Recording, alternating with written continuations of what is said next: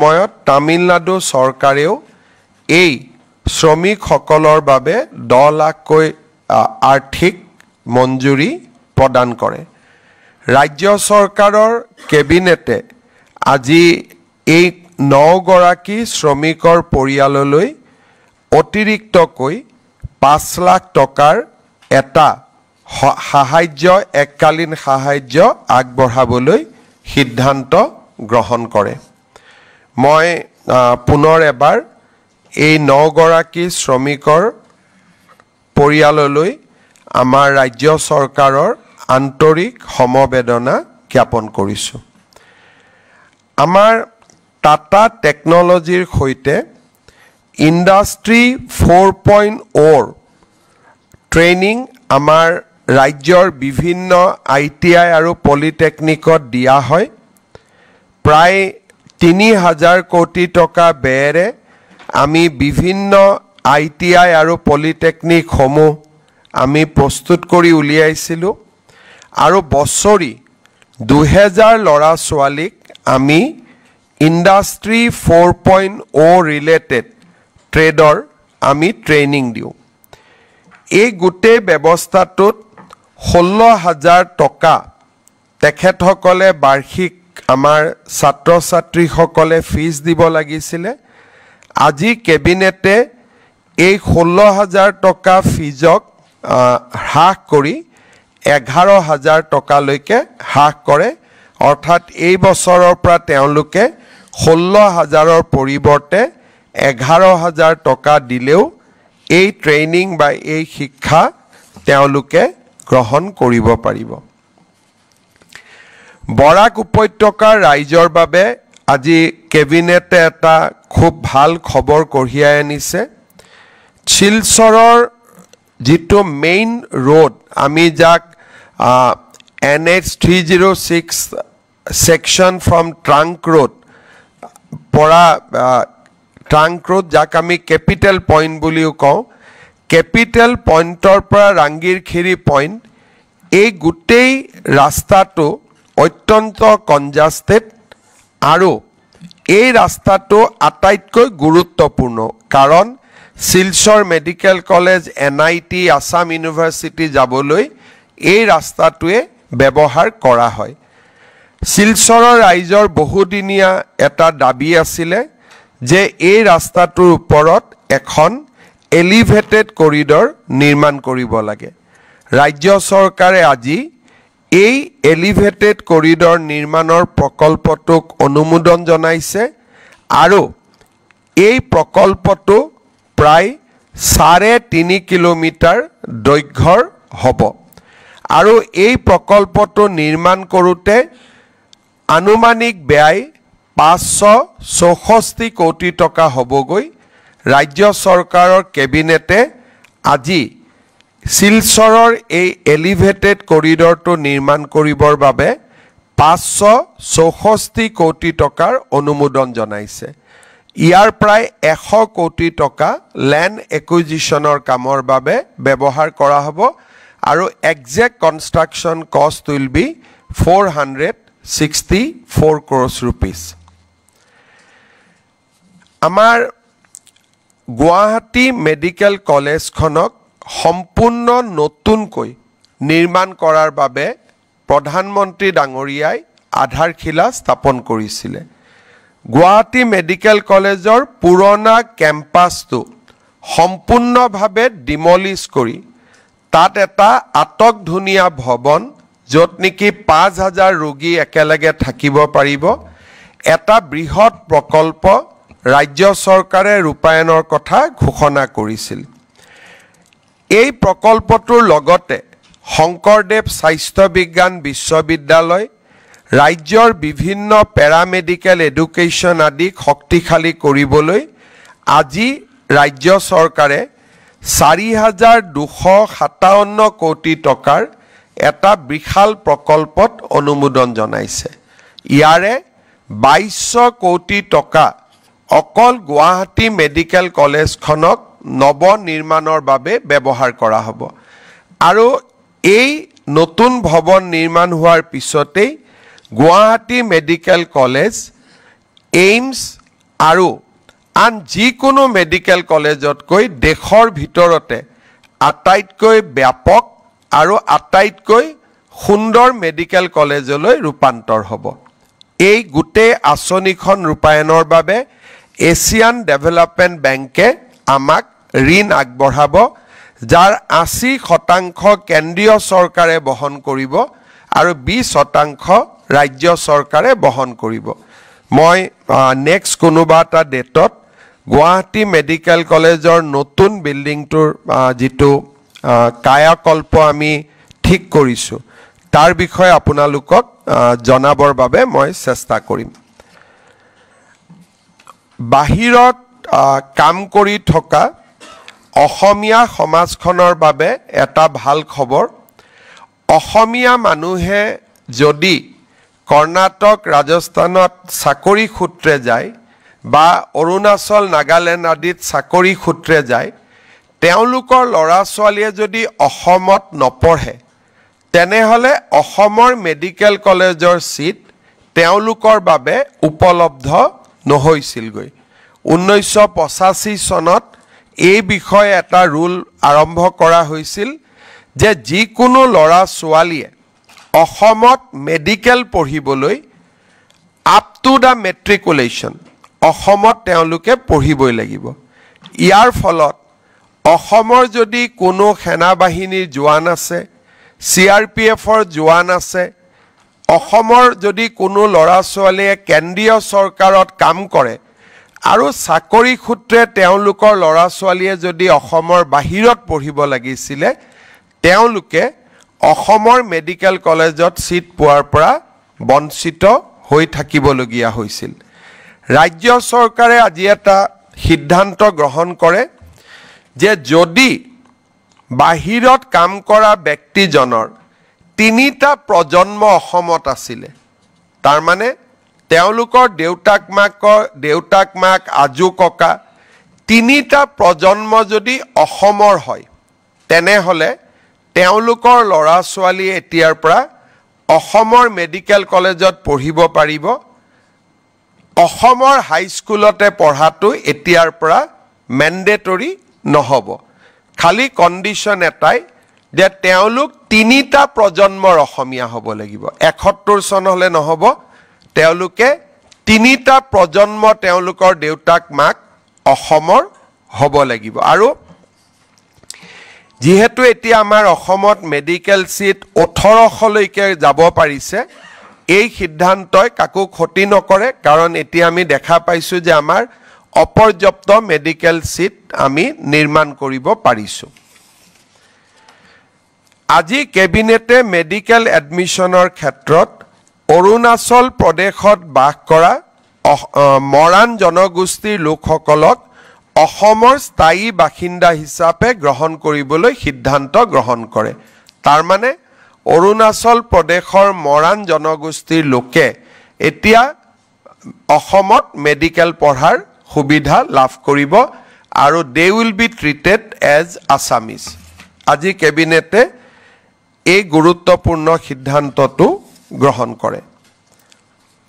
আজিৰ কেবিনেটত ৰাজ্যৰ নৱমমান শ্ৰেণীৰ 3,11,614 গৰাকী ছাত্ৰ ছাত্ৰীক একোখনকৈ বিনামূলীয়া বাইচাইকেল দিয়াৰ বাবে সিদ্ধান্ত গ্ৰহণ কৰে আৰু কেবিনেটে এই আঁচনিটো ৰূপায়ণৰ বাবে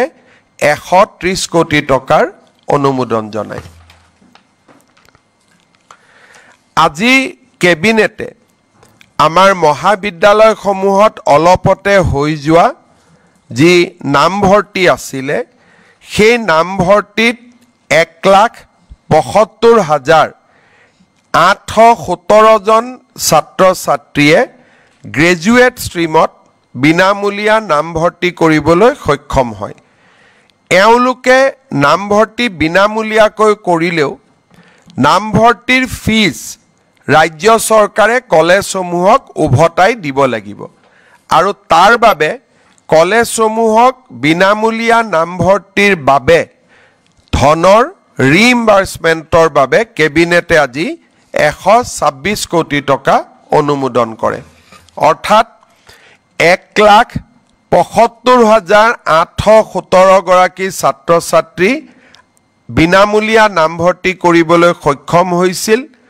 আৰু ৰাজ্য চৰকাৰে ১২৬ কোটি টকাৰ খৰচ এই আঁচনিটোৰ বাবে ব্যয় কৰিব। আজি আমাৰ কেবিনেটে অসমৰ বিভিন্ন বিভাগত কাম কৰি থকা ১,২৩১ জন আৰু অসম সচিবালয়ত কাম কৰি থকা ৯৯ গৰাকী কেজুৱেল ফিক্স পে এমপ্লয়িজক বিভিন্ন ধৰণে সহায় কৰাৰ বাবে সিদ্ধান্ত গ্ৰহণ কৰিছে। ৰাজ্যত মিনিমাম যেটো ১,২৩১ গৰাকী মাষ্টাৰ ৰোল কেজুৱেল আৰু ফিক্স পে ৱৰ্কাৰ আছে, এতিয়াৰ পৰা আমি তেওঁলোকক মিনিমাম পে স্কেল প্ৰদান কৰিম। এই সিদ্ধান্তটো আজি কেবিনেটে গ্ৰহণ কৰে। আনহাতে আমাৰ অসম সচিবালয়ত কৰ্মৰত ৯৯ গৰাকী ফিক্স পে ষ্টাফক আজি আমি তেওঁলোকৰ দৰমহা বৰ্তমান তেওঁলোকে ৯,০০০ পায়, আমি ৯,০০০ৰ পৰা ১৬,৪০০ টকালৈকে বৃদ্ধি কৰিছোঁ। আপোনালোকে জানে যে অহাকালি আমাৰ সমগ্ৰ ৰাজ্যতে অৰুণোদয় আঁচনিৰ ৩য় সংস্কৰণ শুভাৰম্ভ হ'ব। ৰাজ্যৰ ৩০ লাখ লোকে এই অৰুণোদয় আঁচনিৰ ধন কালিৰ পৰা পাবৰ বাবে আৰম্ভ হ'ব। অৱশ্যে BTCৰ সিলেকশ্যনৰ প্ৰক্ৰিয়া এতিয়াও চলি আছে, সেইবাবে BTCৰ হিতাধিকাৰীসকলক পুঁজি দিওঁতে আৰু কিছু পলম হ'ব। কিন্তু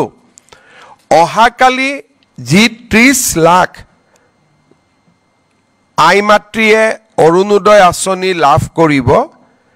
এই অৰুণোদয় আঁচনিত আমি আৰু এটা নতুন সংশোধনী আনিছোঁ। আমাৰ যিবিলাক জীৱিকা সখী বাইদেউ আছে, গাঁৱত তেওঁলোকক কেতিয়াবা জীৱিকা সখী বুলি কয়, কেতিয়াবা পশু সখী বুলি কয়, কেতিয়াবা বেংক সখী বুলি কয়। আসাম ষ্টেট ৰুৰেল লাইভলিহুড মিছনত কাম কৰা কমিউনিটি কেডাৰৰ সকলো জীৱিকা সখী বেংক সখী বাইদেউক আমি ডিৰেক্টলি অৰুণোদয় আঁচনি প্ৰদান কৰিবলৈ সিদ্ধান্ত গ্ৰহণ কৰিছোঁ। ইয়াৰ ফলত বেংক সখী জীৱিকা সখী বাইদেউসকলেও তেওঁলোকে পাই থকা যি পুঁজি বা বেতন তাৰ লগত অতিৰিক্তকৈ আৰু ১২৫০ টকা লাভ কৰিব। এই সিদ্ধান্তৰ দ্বাৰা অসমৰ ১৪,০০০ সখী বাইদেউ উপকৃত হ'ব। আজি কেবিনেটত আমি এটা যথেষ্ট ডাঙৰ সিদ্ধান্ত গ্ৰহণ কৰোঁ। আপোনালোকে জানে যে ইমান দিনে NPS OPS ৰাজ্য চৰকাৰৰ কৰ্মচাৰীসকলৰ বাবে এটা আলোচনাৰ বিষয়বস্তু আছিলে। ভাৰত চৰকাৰে এটা সিদ্ধান্ত গ্ৰহণ কৰিছিল যে ২৫ বছৰ কাম কৰি থকা যিসকল চৰকাৰী কৰ্মচাৰী তেওঁলোকে যেতিয়া ৰিটায়াৰমেণ্ট হয়, তেওঁলোকক আমি পুৰণি পেঞ্চন আঁচনিৰ দৰেই আমি পেঞ্চন প্ৰদান কৰিম। আৰু যিসকলে 10 বছৰ কাম কৰি তেওঁলোকে ৰিটায়াৰমেণ্ট হ'ব লগা হয়, তেওঁলোকৰ কাৰণেও আমি পেঞ্চনৰ ব্যৱস্থা কৰিম। আৰু পেঞ্চনৰ লগতে তেওঁলোকে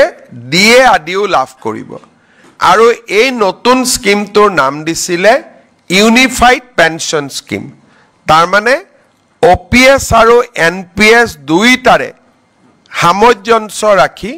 ভাৰত চৰকাৰে চৰকাৰী কৰ্মচাৰীসকলক নিশ্চিতভাৱে পেঞ্চন প্ৰদান কৰিবলৈ ইউনিফাইড পেঞ্চন স্কিম আৰম্ভ কৰিছিল। দেশৰ 4খন ৰাজ্যই ইউনিফাইড পেঞ্চন স্কিম এতিয়ালৈকে গ্ৰহণ কৰিছে। আজি আমাৰ ৰাজ্য চৰকাৰেও এই ইউনিফাইড পেঞ্চন স্কিম অসমৰ চৰকাৰী কৰ্মচাৰীসকলৰ বাবে এডপ্ট কৰে। ইয়াৰ ফলত ৰাজ্যত বহু দিনৰ পৰা চলি থকা NPS আৰু OPSৰ বিতৰ্ক সামৰণি পৰিব যিসকলে NPSত থাকিব খোজে বিশেষকৈ যিসকল ডেকা লৰা নতুনকৈ নিযুক্তি হৈছে তেওঁলোকে NPSতে বেনিফিট বেছিকৈ পাব UPSত কৈও কিন্তু আমি দুইটা অপচন তেওঁলোকৰ বাবে খুলি দিছো যে তেওঁলোকে নিজে বিচাৰিলে NPSতো থাকিব পাৰিব বা তেওঁলোকে UPSতো যাব পাৰিব UPSলৈকে যোৱা মানে তেওঁলোকে নিশ্চিত পেনশন OPSৰ লোকসকলে যেনেকে পাই আছিলে ওল্ড পেনশন স্কিমৰ UPSত গলে তেওঁলোকে নিশ্চিতভাৱে পেনশন লাভ কৰি থাকিব আজি এই আঁচনিখন ৰাজ্য চৰকাৰৰ কেবিনেটে গ্ৰহণ কৰে আৰু এবছৰৰ ভিতৰত কৰ্মচাৰীসকলে সিদ্ধান্ত ল'ব পাৰিব যে আমি NPSত থাকিম নে আমি UPSলৈকে যাম ইয়াৰ ফলত ৰাজ্যত চলি থকা বা দেশত চলি থকা এটা বহুদিনীয়া বিতৰ্কৰ সামৰণি পৰিব বুলি আমি আশা কৰিছো আজি কেবিনেটত কেইটামান আৰু গুৰুত্বপূৰ্ণ আমি সিদ্ধান্ত লৈছো এটা হৈছে ধুবুৰী আৰু সাউথ সালমাৰা জিলাত আৰু লগতে অসমৰ সৰ অঞ্চলত কাম কৰি থকা যিখিনি আমাৰ ছোৱালী শিক্ষয়িত্ৰী আছে তেওঁলোকক আমি গৃহ জিলালৈকে ট্ৰান্সফাৰ কৰাৰ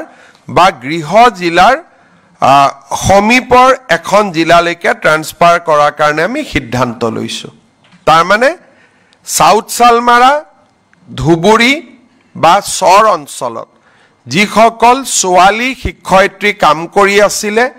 5 বছৰ চাকৰি সম্পূৰ্ণ হৈছে আফটাৰ আগতে আছিলে যে 10 বছৰ হ'ব লাগিব তাতো পোষ্ট থাকিব লাগিব আজি আমি সিদ্ধান্ত লৈছো যে আমি ধুবুৰী আৰু দক্ষিণ খালমাৰা জিলাত আৰু সৰ অঞ্চলত কাম কৰি থকা আৰু 5 বছৰ সম্পূৰ্ণ কৰা সকলো ছোৱালীক আমি গৃহ জিলা বা গৃহ জিলাৰ সমীপৰ যিকোনো এখন জিলালৈকে আমি ট্ৰান্সফাৰ কৰাৰ সিদ্ধান্ত লৈছো কোনোবা যদি ডিব্ৰুগড়ৰ ছোৱালী কাম কৰি আছে ডিব্ৰুগড়লৈকে যদি পোষ্ট নাই আমি তিনসুকিয়া শিৱসাগৰ বা ধেমাজিত দিম যদি কামৰূপ জিলাৰ সন্তান সাউথ সালমাৰাত কাম কৰি আছে আমি কামৰূপ জিলাত দিব নোৱাৰিলেও মৰিগাঁও নলবাৰী আমি ইয়াত দিয়াৰ কাৰণে চেষ্টা কৰিম ই এটা ছোৱালী শিক্ষয়িত্ৰীৰ কাৰণে এটা বহুত ডাঙৰ হকা হিচাপে পৰিগণিত হ'ব বুলি আমি আশা কৰিছো ৰাজ্য চৰকাৰৰ কেবিনেটে আজি আৰু এটা সিদ্ধান্ত লৈছে কেইদিনমান আগতে আমি সৰ্বশিক্ষা অভিযানত কাম কৰি থকা আৰু 5 বছৰ পূৰ্ণ হোৱা শিক্ষকসকলক চৰকাৰী শিক্ষক হোৱাৰ সুবিধা দিছিল কিন্তু 5 বছৰৰ অপচনটো থকা কাৰণে বহুবিলাক শিক্ষকে এই স্পেশাল ৰিক্ৰুটমেন্ট ড্ৰাইভৰ সুবিধা ল'ব পৰা নাছিলে তেওঁলোকে আমাক আবেদন কৰিছিলে এতিয়া 5 বছৰটো আমি 3 বছৰলৈকে কমাই দিছো সৰ্বশিক্ষা অভিযানত 3 বছৰ কাম কৰিলেও তেওঁলোকক আমি সৰ্বশিক্ষাৰ পৰিৱৰ্তে চৰকাৰী শিক্ষক হিচাপে আমি পুনৰ তেওঁলোকক নিযুক্তি দিয়াৰ ব্যৱস্থা কৰিম এই দুইটা আমাৰ শিক্ষক শিক্ষয়িত্ৰীসকলৰ বহুদিনীয়া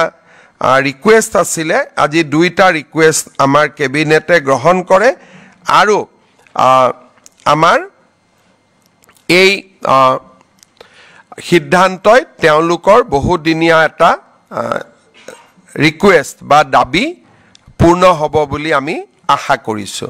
আজিৰ কেবিনেটত এইকেইটাই সিদ্ধান্ত আছিল আপোনালোকে যদি কিবা খুদে খুদিব পাৰে 5 years যাৰ কমপ্লিট হৈ গল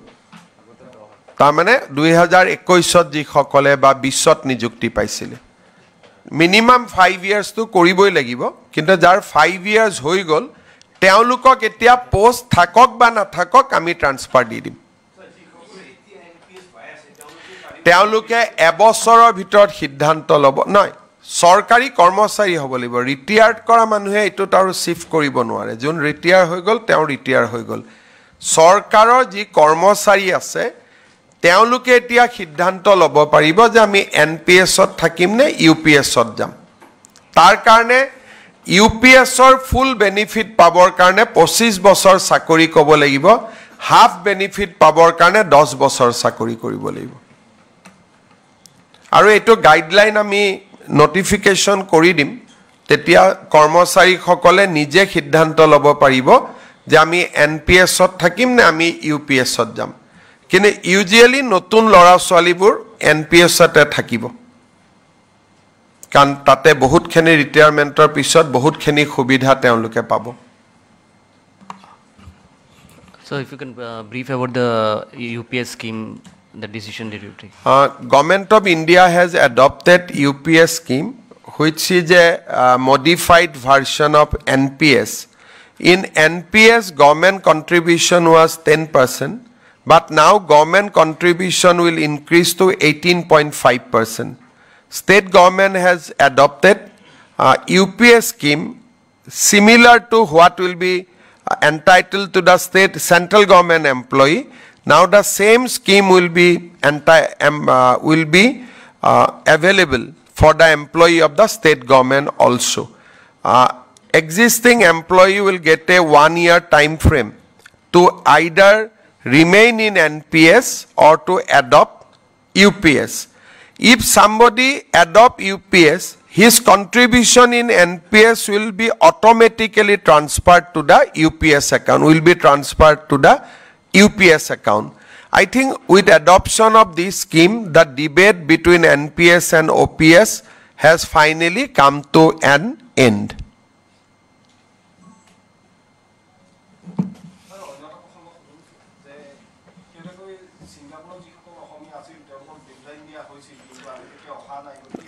অহাকালি এজন অসমীয়া ৰূপকমল কলিতা তেখেত আহিব বুলি আমাক জনাইছে গতিকে মই ভাবো যে এজনকৈ আহিব আমাক জনাইছে যে ৰূপকমল কলিতা বুলি এগৰাকী আছিল তেওঁ অলপ আগতে সিআইডিত ফোন কৰিছে আৰু তেওঁলোকে আহাৰ বাবে সিদ্ধান্ত গ্ৰহণ কৰিছে তেওঁ কালি আহিব বুলি কৈছে ৰূপকমল কলিতা বাকি সকলে এতিয়ালৈকে আহিম বুলি কোৱা নাই কিন্তু আমি প্ৰেছাৰ ৰাখিছো যে আহিব লাগে বুলি গতিকে মই ভাবো যে আজি নহলে কালিটো আহিব লাগিবই যিমান সোনকালে আহে হিমানে আমি তদন্তটো শেষ কৰিব পাৰো Mr. Chief Minister তেওঁলোক আহিব খোজা নাই আৰু এতিয়া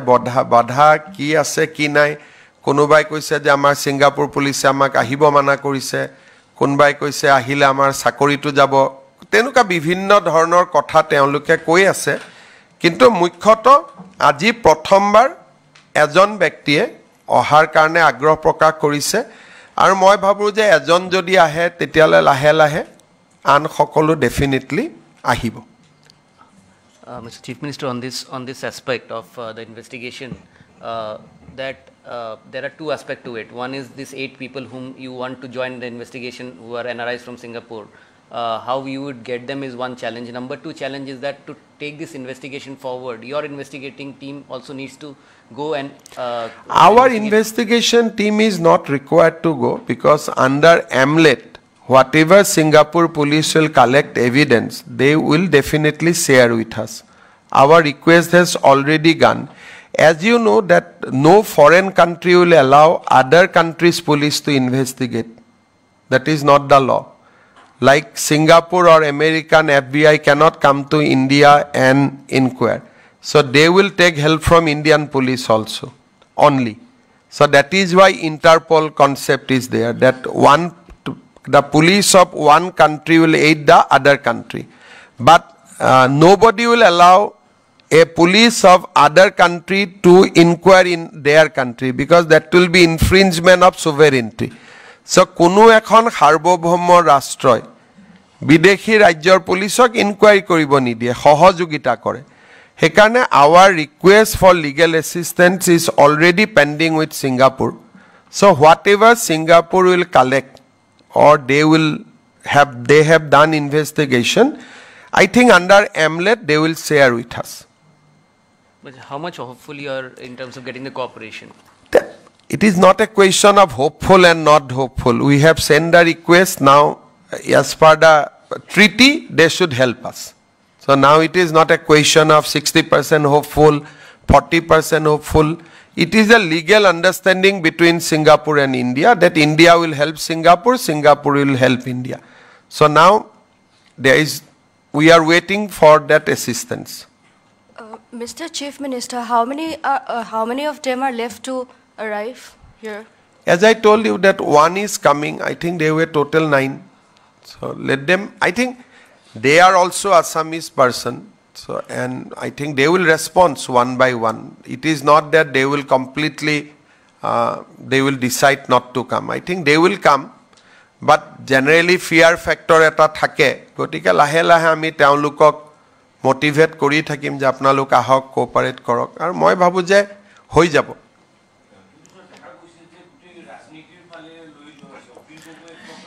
So, Akhil Gogoi Jibon Kalot ami ketiao Zubin Gargor onuragi hisabe dekha poa nasilu.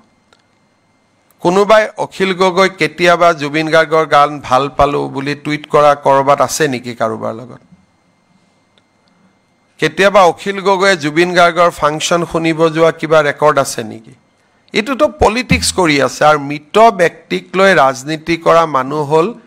আটাইতকৈ নিকৃষ্ট ৰাজনীতিবিদ বুলি কোৱা হয় সো তেওঁলোকে ভাবিছে ইয়াত ভোট আছে কিন্তু ইয়াত উল্টা পৰিব কাৰণ মানুহে কোনেও নিবিচাৰে যে এজন মৃত ব্যক্তিক লৈ ৰাজনীতি কৰাটো যদি অখিল গগৈ অনুৰাগী হলেতেন তেতিয়া কথাটো বেলেগ আৰু অখিল গগৈ আৰু শ্যাম কানু মহন্ত দুইটাৰেটো ডিমান্ড একে আৰু শ্যাম কানু মহন্ত আৰু অখিল গগৈ দুইজনৰ মাজত থকা মিলাপিতিৰ ফটোটো বহুত সামাজিক মাধ্যমত উলাই আছে হেকানে অখিল গগৈৰ মতলবটো কি আপুনি ফ্ৰেজ ভ্যালুত বুজি নাপাব তেওঁ যদি কয় এটো খও হ'ব পাৰে তেওঁ আসলতে এটোত কিবা কি কৰিব খুজিছে তেওঁ জানে গতিকে অখিল গগৈৰ কথাবিলাক কোনো সাধাৰণ মানুহে বুজি নোপোৱা কথা তেওঁৰ কথাটো সকলো মানুহে গৈ নমস্কাৰ কৰিছে জুবিন গগৈৰ শৰীৰত ফুল দিছে তেওঁ এনেকুৱাটা কৰি থৈ আহিছে ভিডিও আপোনালোকে দেখিছে নে নাই চাব আপোনালোকে ভিডিও আমি সকলোৱে মৃত শৰীৰৰ নিয়ম কি মৃত শৰীৰত ভৰিত ধৰি আমি প্ৰণাম কৰো আৰু প্ৰণাম কৰি বিদায় দিও হিদিনাখন অখিল গগৈয়ে মই নিজে দেখি মই হাকে দিব খুজিছিলো জুবিন গাৰ্গৰ পাৰ্থিৱ শৰীৰৰ ওচৰত গৈ এনেকুৱা কৰি আহিছে এটো কি বস্তু ইটোটো কোনো মানুহে নকৰে গতিকে তেওঁ কি ভাবি কি কৰি থাকে এটো সাধাৰণ মানুহে বুজিব নোৱাৰে পিজুছে অলপ যদি বুজিব আৰু আমি বুজি নাপাও হেতু মইটো বুজি নাপাও গতিকে তেওঁৰ হেতু চলি থাকিব তেওঁ ভাবিছে এইটো কৰি 5 বছৰ মই শিৱসাগৰত একো কাম নকৰিলো গতিকে জুবিন গাৰ্গৰ মিত্ৰয়ে মোক জিকাই দিব এইবিলাক হৈছে ছোটা বুদ্ধিৰ ৰাজনীতি কৰা মানুহ কোনোবাই আৰু মৃত শৰীৰৰ ওপৰত ৰাজনীতি কৰে নেকি গতিকে জুনে মৃতকৰ নামত ৰাজনীতি কৰে হি আসলতে তাৰ কোনো আইডেন্টিটিয়ে নাই আৰু ইনকুৱাৰীটো সিএমএ কৰা নাই পুলিচেহে কৰি আছে কিবা ভাল বেয়া আছে কোৰ্টটো খোলা আছে আপোনালোকে কোৰ্টত যাবই পাৰে যদি কিবা ইনকুৱাৰীত কম বেছি হৈছে এই বিষয়টোলৈ যিবিলাকে ৰাজনীতি কৰিব খুদি আছে বহুত কম দেখা পায় ইমান দূৰলৈকে তেওঁলোকে দেখা নাপায় হলে যি আবুল তাবুল কথা কৈ আছে জ্যোতিৰাদিত্য সিন্ধিয়াৰ নামতো এফআইআৰ দি দিছে ই কি কৰিছে গোটেই বস্তুটোক এটা তৰল পৰ্যায়লৈকে ৰূপান্তৰ কৰা হোৱা নাই জানো যে এটা এজন মানুহৰ হত্যা বা মৃত্যু হৈছে জ্যোতিৰাদিত্য সিন্ধিয়াই জীৱনতো জুবিন গাৰ্গক দেখা পোৱা নাই কথাও পতা নাই তেওঁৰ নামতো এখন এফআইআৰ দি দিছে তাৰমানে কি গোটেই কথাটোৱে অসমীয়া জাতিটোক এটা তুলুঙা কৰিব খোজা হৈছে যে আমি যেন এটা তুলুঙা জাতি জিটি কথাৰ ওপৰত আলোচনা কৰি থাকিম মইতো ইমান আচৰিত হৈ গলো ৰাতি যেতিয়া মোক কলে জ্যোতিৰাদিত্য সিন্ধিয়াৰ ওপৰতো এফআইআৰ পৰিছে এটো মিনিং কি এটা যি মানুহ সিঙ্গাপুৰত জুৱাও নাই তাৰ ওপৰতো ইয়াত এফআইআৰ মাৰি আছে যে অমুকৰ লগত অমুকৰ ভাল আছিল আৰে আটাইতকৈতো জুবিন গাৰ্গৰ নিজৰে মানুহখিনিৰ লগত ভাল আছিল যাৰ য'ত ভাল আছিল তাতো এতিয়া ধৰক মোৰ লগত চন্দ্ৰ পাটোৱাৰী ফটো দেখুৱাই আছে আৰে আটাইতকৈ ডাঙৰ ফটোখনটো তেওঁ জুবিন গাৰ্গৰ লগতে আছে সেইকাৰণে কালি মই দেখিছো আসুৰ প্ৰেসিডেন্টৰ এখন ফটো ভাইৰেল কৰি দিছে উৎপল শৰ্মাৰ শ্যাম কানু মহন্তৰ লগত কিন্তু শ্যাম কানু মহন্তৰটো আটাইতকৈ ভাল ফটো কেখন জুবিন গাৰ্গৰ লগতে আছে এটা মইতো অসমত প্ৰতিদিনাই মোৰ কি জানি ফটো সেলফি মানুহৰ লগত নাই বুলি 1 কোটি আছে এটা মোক যদি কয় এওঁৰ মুখ্যমন্ত্ৰীৰ লগত ফটো কিয় আছিল এটা মই কি উত্তৰ দিম তেটা মই মানুহক মোৰ লগত সেলফি উঠিব আহা মানুহবিলাকক মই খেদিব লাগিব সিআৰপি লগাই ততি প্ৰথম পুলিশ ভেৰিফিকেশন ৰিপৰ্ট দে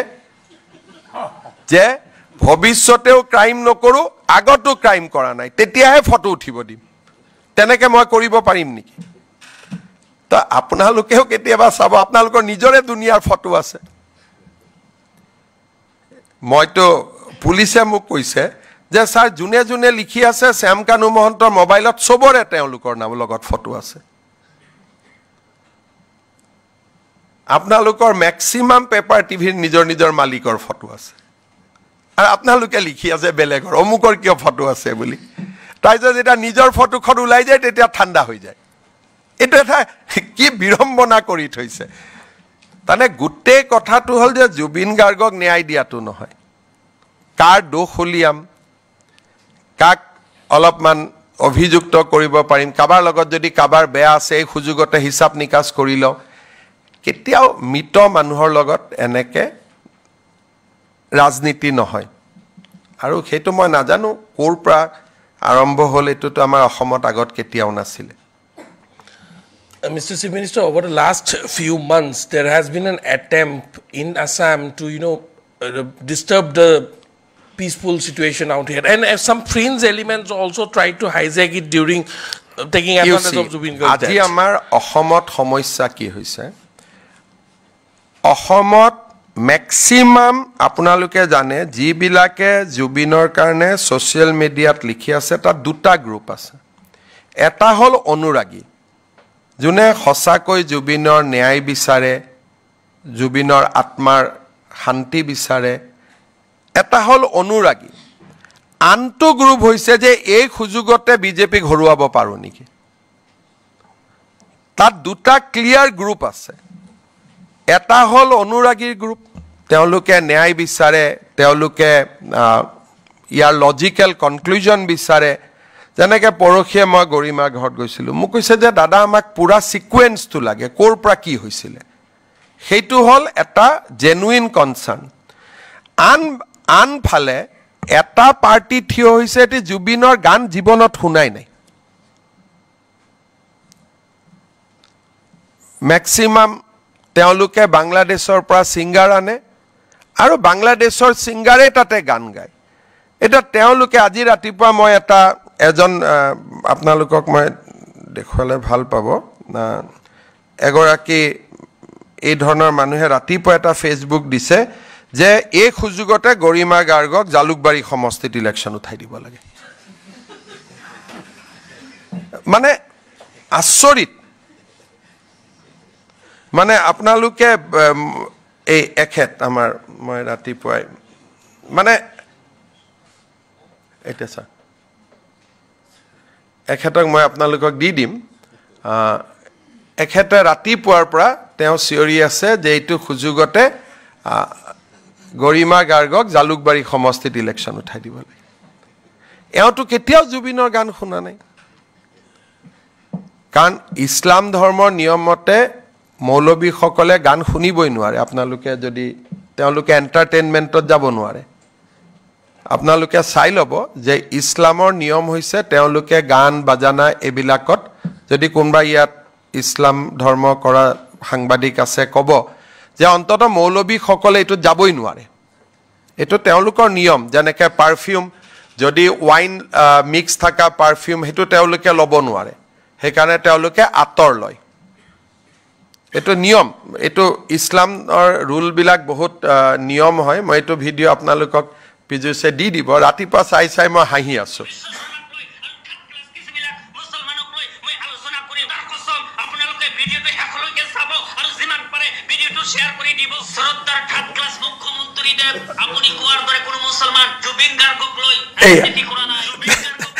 তেওঁক আপুনি এতিয়া তেওঁৰ এইটো শুনিব লাষ্টত গৈ তেওঁ কৈছে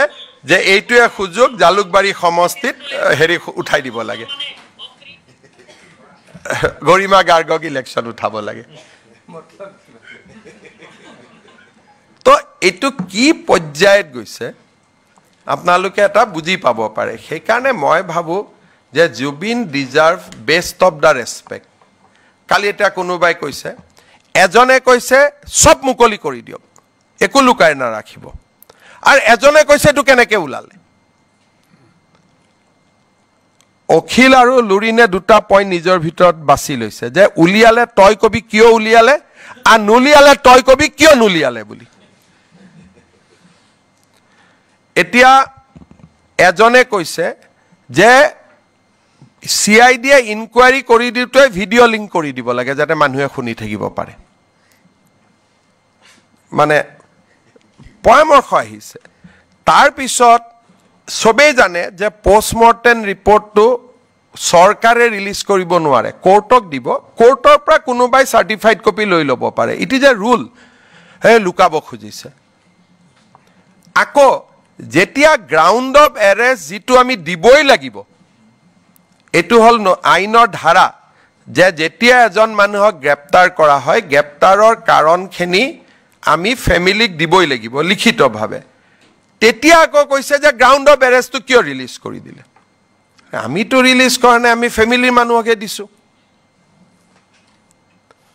এজনে কৈছে পোষ্টমৰ্টেমটো কিয় ৰিলিজ কৰা নাই এজনে কৈছে ইনকুৱাৰীৰ ইমান কথা বাহিৰত কেনেকৈ আহিছে আৰু এজনে কৈছে গোটেইটো ভিডিঅ' কৰি দেখাই থাকিব লাগে তেনে কোনফালে যাব যদি সকলো কথা মুকলি কৰি দিও তেতিয়ালে আপোনালোকে ক'ব যে মৃত ব্যক্তিজনক লৈ কিয় আলোচনা হৈছে কাৰণ ইনভেষ্টিগেশ্যনতটো কথা বতৰাবিলাকটো পুৰা খোলাখুলিকৈ মানুহজনে ক'ব লাগিব আকৌ যদি নিদিও কয় চৰকাৰে লুকাইছে সেইকাৰণে এই ইনভেষ্টিগেশ্যনটোক পুলিচৰ ওপৰত বিশ্বাস কৰিব লাগিব জাষ্টিস সৌমিত্ৰ শইকীয়াৰ ওপৰত বিশ্বাস কৰিব লাগিব তেতিয়া তাক আমি গৈ এটা লক্ষ্যত পামগৈ কিন্তু যদি মিডিয়া আৰু পাব্লিকে এইটো চলাই থাকিব খোজে এইটোতো কোনো ফালে নোলাবগৈ এটা বিপদটো হৈছে এইটো আৰু কেতিয়াবা আপোনালোকে অখিল আৰু লুৰিনক জুবিনৰ হৈ চিন্তা কৰা দেখিছিল নেকি লুৰিনজ্যোতি গগৈৰ ওপৰত জুবিনে যিকেইটা কমেণ্ট দি থৈ গৈছে তাৰ পিছততো তেওঁ নিজেই দূৰত থাকিব লাগে কি কৈছিল ফটোৱা পাৰ্টি বুলি কৈছিল ন বিজুস তাৰ পিছত কাৰোবাৰ যদি একদম লাজ নাই হিহে বিলাকত সোমাব যাৰ একেবাৰে লাজ নাই যে মই লাজ তাজ একো নাই মোৰ নাক টাক মই অলৰেডি কোনে নাক কাটিছিল সুপৰ নাখায় নে কোনে বোলে সুপৰ নাখায় মোৰ নাক কাটি থৈ দিছে গতিকে মোৰ কোনো ৰাস্তা নাই নাক টাক নাই মই জপিয়াই পৰিম এই ধৰণৰ কথা আৰু দুনিয়াৰ সবৰে ওয়াইফৰ কথা কৈ আছে মই কাবাৰ গাৰ্লফ্ৰেণ্ডৰ কথা ক'ব গৈছো নেকি তেওঁতো শ্যামকানু মহন্তৰ ঘৰত গৈ পাৰ্টি কৰি আছিলে মইতো ক'ব যোৱা নাই কাৰো গতিকে সবৰ বিষয়ে যিহেতু শ্যামকানু পুলিচৰ লগত আছে গোটেইখিনি আছে গতিকে মই যদি সবৰ বিষয়ে ক'ব যাওঁ এটোতো মহাভাৰত হৈ যাবগৈ কিন্তু এইটো কথা ঠিক যে যদি জীৱিত কালত জুবিনে শ্যামকানুৰ লগত ফটো উঠিছিলে বা জুবিনেৰে যদি সিদ্ধাৰ্থৰ লগত ফটো আছে তেলে বাকিটো মানুহৰ থাকাটো কোনো স্বাভাৱিক কালিৰ পৰা মই দেখিছো আছুটোকো এৰি দিয়া নাই তেওঁ দুদিন আগত কিবা কৈ আছিলে কালি তেওঁক ধৰে দুদিন আগত এওঁ কিবা কয় তেওঁৰ ফটোখন হৈ যোৱাত এইজন ঠাণ্ডা হৈ যায় আকৌ তেওঁ মনে মনে হৈ যায় এখন কিবা অদ্ভুত হৈ থকা নাই জানো ফটো এখন পালে একদম তাত আৰম্ভ কৰি দিয়ে কালিলৈকে বোলে ৰঙালী কিয় পইচা দিছে আকৌ দুদিন আগলৈকে কৈছিল ৰঙালী কিয় পইচা নিদিব তেওঁলোকে অসমীয়া জাতিৰ হৈ ইমান কাম কৰি আছে তেনেকেতো নহব নহয় গতিকে যিটো কাম আমাৰ দায়িত্ব যে জুবিনৰ মৃত্যু হওক হত্যা হওক কিয় হৈছিল অসমৰ ৰাইজক আমি জনাব লাগে সেই দায়িত্বটোহে আমাৰ দায়িত্ব তাৰ মাজত কোনে কেতিয়া 80 চনত কাৰ লগত ভাল আছিল 82 চনত কাৰ লগত ভাল আছিলে 90ত কাৰ লগত ভাল আছিলে তেনেকে ক'লেতো শ্যাম কানুৰ মোবাইলটো খুলি দিলেতো কাৰো একোৱে নোহোৱা হ'ব কাৰণ তাৰ কামেই আছিল চবৰ লগত ফটো উঠা কিমান আপোনালোকৰো ফটো আছে কি জানি এতিয়াতো ফেসবুকত থাকাবিলাকহে ওলাইছে তাৰ ঘৰত থকা এলবামটোতো ওলোৱা নাই বা তাৰ ঘৰৰ মোবাইলটোতো ওলোৱা নাই সেইখিনি ওলাই দিলেতো আৰু কটৰ হৈ যাব কিমান আপোনালোকৰ ভিতৰ কিমান সাংবাদিক ৰঙালীত গৈছিল মনত কৰকচোন কিমানে নিজৰ ফেমিলিক লৈ ৰঙালীত গৈছিল ফাংচন হিচাপে সবেই যাব এতিয়া এনেকুৱাটো নহয় যে ফটোখন ওলোৱা জনে গৈছিল ফটো নোলোৱাটো সেই ফাংচনটো চাব 20000 লৈকে 25000 লৈকে ৰাতি মানুহ হৈছিল হা বেংককলৈকেও গৈছিল সেইখন লিষ্টটো আমি ইচ্ছা কৰিলে উলিয়াই দিব পাৰো নাই সেইটোকে গতিকে মানে শ্যাম কানু মহন্ত সিদ্ধাৰ্থ শৰ্মা বা শেখৰ জ্যোতি মুহিয়া অমৃত প্ৰভা মহন্ত এইবিলাকতো বেন মানুহ নাছিলে তেওঁলোকতো সমাজত আছিল যি দিনাখনলৈকে বেয়া কাম কৰাটো আমি গম পোৱা নাছিলো হয় নহয় এতিয়া অমৃত প্ৰভা মহন্তৰ মাকে এটা ড্যান্স স্কুল চলাই নলবাৰীত এতিয়া যিমানে ড্যান্স ট্ৰেইনিং ল'ব যায় তাতে সবৰ লগতে অমৃত প্ৰভাৰ ফটো আছে এটা আপুনি কেনেকৈ না কৰিব এটা মোৰ লগত আপোনালোকৰটো ফটো আছে কালি যদি মই ডুবো আপোনালোকক যদি মানুহে ডুবাই যে হিমন্ত বিশ্ব শৰ্মাৰ লগত তেওঁৰ কি ফটোখন আছে গতিকে কোনেও কাৰো লগত ফটো নুঠিব মিনিংটো হেতুৱে হ'ব সেইকাৰণে অখিল গগৈক মই এছেম্বলিৰ পৰা অবজাৰ্ভ কৰি আছো মানে সব শৰ্টকাটত বিচাৰে ৰাস্তা নবনাও স্কুল নবনাও মানুহৰ লগত নাথাকো মিয়াক সুমা খাম কিন্তু ভোট দিব লাগিব শিৱসাগৰ তো এই শৰ্টকাটটো ক'ত পাব জীৱনত সেইকাৰণে দুবিধ মানুহক আপোনালোকে ডিস্টিংগুইশ কৰক নহলে এইটো তদন্ত কতো না যাব জুবিনৰ অনুৰাগী সকলে চৰকাৰৰ লগত আছে যে মুখ্যমন্ত্ৰী চৰকাৰ আমাৰ আস্থা আছে কিবা নহয় কিবা আমাক ৰিজাল্ট দিব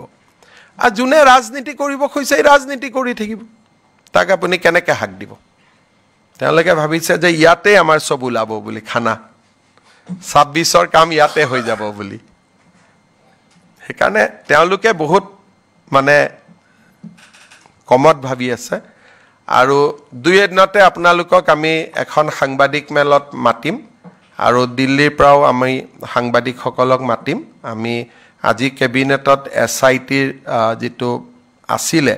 তাক আমি প্ৰাৰম্ভিকভাৱে আলোচনা কৰিছো কিন্তু একেদিন ঘটনা প্ৰবাহৰ মাজৰ কাৰণে আমি অলপ ৰখিছো কিন্তু সেই সাংবাদিক মেলখন আমি দিল্লীৰ পৰাও জাৰ্নেলিষ্টখিনিক আমি বিচাৰিম গতিকে অলপ ডাঙৰ কৰি আমি কৰিম যাতে গোটেই কথাখিনি আমি আলোচনা কৰিব পাৰো Was that SIT report table in the cabinet today? Yeah, today we have discussed informally. It's a very, very damaging report. I can only say it's a very, very damning and damaging report. So we want to share that with a larger crowd. It's a very bad report. Damaging and damning report. So, আমি আজি প্ৰাৰম্ভিক আলোচনা কৰিছো কিন্তু formal item হিচাপে আমি এই ঘটনা প্ৰবাহটোৰ কাৰণে আমি ৰখি আছিলো নহলে আজি কৰিয়ে দিলোহেতেন আমি কিন্তু সেদিনাখন আপোনালোকে আগতীয়া জানিব আমি দিল্লীৰ পৰাও জাৰ্নেলিষ্টখিনিক মাতিম কাৰণ তেওঁ যেহেতু পাৰ্লিয়ামেণ্টাৰো ডেপুটি লিডাৰ গতিকে people from all over the country should know the actual character government will make the gist of the report published not the entire report because there is many secret things are the statement of many people are involved so but we will publish the gist of the report and documents annexed to that report will also be made available so that you can judge the documents also GMCS or total jito building hoba 2200 koti toka di 2200 crores aru total jito project heto 4000 koti toka karon tat baki medical college bilakoru kiba kibi component ase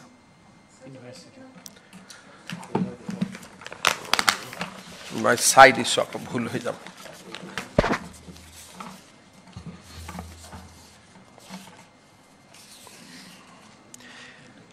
মই ভাবো যে শ্যামকানু মহন্তৰ ওপৰত central গভৰ্ণমেণ্টৰ বিশেষকৈ ED আদিয়েও তেওঁৰ গোটেই গোচৰটোৰ কগনাইজেন্স ল'ব we are in discussion sometime legally recommendation word is not fit but I have given you enough hint that we have already requested income tax and ED and everybody to look into the accounts and everything professionally কাৰণ আমি ইয়াতে কাকো হাৰি যাব দিব বিচৰা নাই so that somewhere we need the help of central agencies also I think they will also help us in the process But in that investigation, will the government bodies be also be under scanner? Because given the fact that there have been a lot of government agencies. I don't think so because state government of Assam has released very minimum amount. This year also I rejected all the files. So it is, I mean, he has taken mostly money from our neighboring state, not from Assam, Manipur, Nagaland. He got sponsors from there also. I to attend his function in 2015 last. After that I have not gone. 4,287 crores total. Tar bhitorot 2,200 crores will be for GMCH.